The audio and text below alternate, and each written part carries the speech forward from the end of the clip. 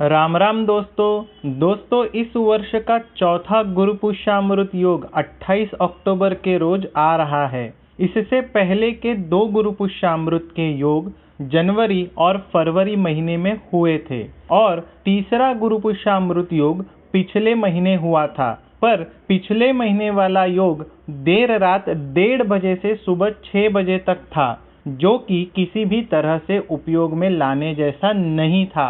पर 28 अक्टूबर का गुरु पुष्यामृत योग पूरे दिन के लिए रहेगा। तो कैसे इस गुरु पुष्यामृत योग की ऊर्जा को हम हमारे लाभ हेतु उपयोग में ला सकते हैं और अन्य समय के गुरु पुष्यामृत से भी कहीं अधिक सामर्थ्य 28 अक्टूबर के गुरु पुष्यामृत योग में क्यों होने वाला है, इसकी मीमांसा हम इस वीडियो में करेंगे। वैसे गुरु पुष्यामृत योग की शुरुआत सुबह 9:40 से हो रही है, जो कि शुक्रवार के सूर्योदय तक बना रहेगा और अष्टमी तिथि दोपहर 12:48 पर शुरू हो रही है। अब अष्टमी तिथि का क्या संयोग इस बार बन रहा है, इसे भी हम जानेंगे। दोस्तों, मैं हूं एस्ट्रो वास्तु कंसल्टेंट किरण और आप हैं ज्योतिष चौपाल पर। चैनल को सब्सक्राइब नहीं किया हो तो चैनल को सब्सक्राइब अवश्य कर ले।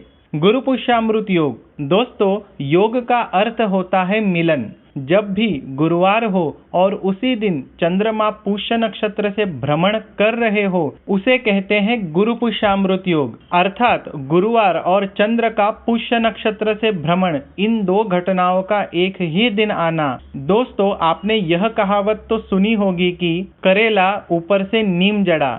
अर्थात करेला तो कड़वा है ही, ऊपर से नीम की कड़वाहट उसमें घुल गई। ऐसे ही इस बार के गुरु पुष्यामृत योग के साथ हो रहा है। अर्थात ही शुभ संदर्भ में 28 अक्टूबर को जब चंद्र पुष्य नक्षत्र में होंगे, उस वक्त अष्टमी तिथि रहेगी, जो कि महालक्ष्मी उपासना में बहुत ही महत्वपूर्ण होती है। अभी ही नवरात्रि का पर्व समाप्त हुआ है, तो देवी उपासना में अष्टमी तिथि का महत्व हम सभी के स्मृति में रहेगा ही। और उसी दिन चंद्र पर देवगुरु बृहस्पति और न्याय के देवता शनि की पूर्ण दृष्टि रहेगी। अब गुरु और शनि की दृष्टि क्यों इतनी अर्थपूर्ण हो रही है, इस बात पर मैं आपका ध्यान चाहूंगा। दोस्तों, पुष्य नक्षत्र के स्वामी ग्रह है शनिदेव और पुष्य नक्षत्र के देवता है देवगुरु बृहस्पति। अब इन दोनों की दृष्टि उस चंद्र पर रहेगी जो पुष्य नक्षत्र में रहेगा। शनि का स्वभाव है स्थिरता और गुरु का स्वभाव है विस्तार। अर्थात जो आई हुई लक्ष्मी है उसको स्थिर करना, और जब वह स्थिर हो जाए तो उसका विस्तार करना। तो सोचिए कितना अधिक शुभ होने वाला है इस बार का गुरु पुष्यामृत योग। इस गुरु पुष्यामृत योग पर किए हुए कार्यों को भी निसर्ग से यह स्थिर और विस्तार करने वाली ऊर्जा प्राप्त होगी। अर्थात कार्य तर्क संगत और आपकी कुंडली उस कार्य के लिए अनुकूल हो तो ही। और क्या हर गुरु पुष्यामृत योग पर हम कुछ नए कार्य की शुरुआत कर सकते हैं? बिल्कुल नहीं। दोस्तों, सोचिए, यदि आपने इस गुरु पुष्यामृत योग पर यह स्थिरता और विस्तार की ऊर्जा अपने अंदर भर ली और आपके माध्यम से वह ऊर्जा आपके हर काम को मिलने लगे हर रोज, तो कैसा रहेगा? बैंक से लोन लेने का क्यों सोचे जब हम खुद बैंक के मालिक बन सकते हैं। दोस्तों, इसके लिए हमें जरूरत होगी श्री यंत्र की या कुबेर यंत्र की या सर्व कार्य सिद्धि यंत्र की। गुरु पुष्यामृत योग पर पहले बताए गए किसी भी यंत्र का पंचोपचार पूजन करें। तिलक, पुष्प, धूप, दीप और नैवेद्य, इन पंच वस्तुओं से पूजन करना यानी पंचोपचार पूजा। फिर उस यंत्र का अभिषेक करें। अभिषेक करते समय पहले एक बार विष्णु सहस्त्रनाम का पाठ करें और 16 बार श्री सूक्त का पाठ करें। पाठ चलता रहेगा, आप अभिषेक करते रहे। किसी विशिष्ट जगह स्वाहाकार करके अभिषेक नहीं करना है, बस पाठ चलता रहेगा और हम दूध या कुमकुम अर्पण करते रहेंगे।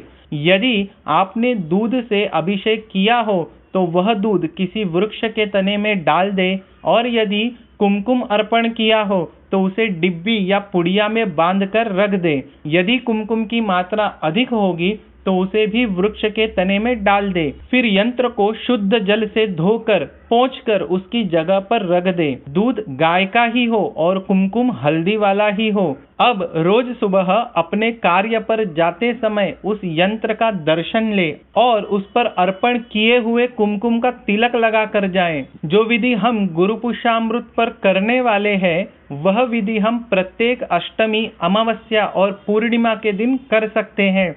जितना अधिक हम यह विधि दोहराते रहेंगे, उतना हमारे यंत्र की ऊर्जा बढ़ती रहेगी और जब जब हम उस यंत्र का दर्शन लेते रहेंगे, वह ऊर्जा हमें मिलती रहेगी। दोस्तों, किसी को कितनी भी बड़ी लॉटरी लग जाए, वह धन उसके पास टिकता नहीं है। ऐश्वर्यवान वही होता है जिस पर माता महालक्ष्मी की कृपा हो जाए। ऐसी कृपा निरंतर प्रयासरत रहने से ही प्राप्त होती है। अपनी उपासना को निरंतर रखें। जिनके पास यंत्र नहीं है, वह लोग विश्वसनीय स्रोत से ही उसे ले, क्योंकि यंत्र सटीक होना, उसके धातु की गुणवत्ता अच्छी होना बहुत आवश्यक है। नहीं तो यंत्र पर जंग चढ़ने लगता है। आगे मार्गशीर्ष मास तक का समय श्री यंत्र स्थापना के लिए शुभ है। यदि आप यंत्र से संबंधित अधिक सूचना पाना चाहते हैं या अपने लिए कुंडली का कंसल्टेशन चाहते हैं, तो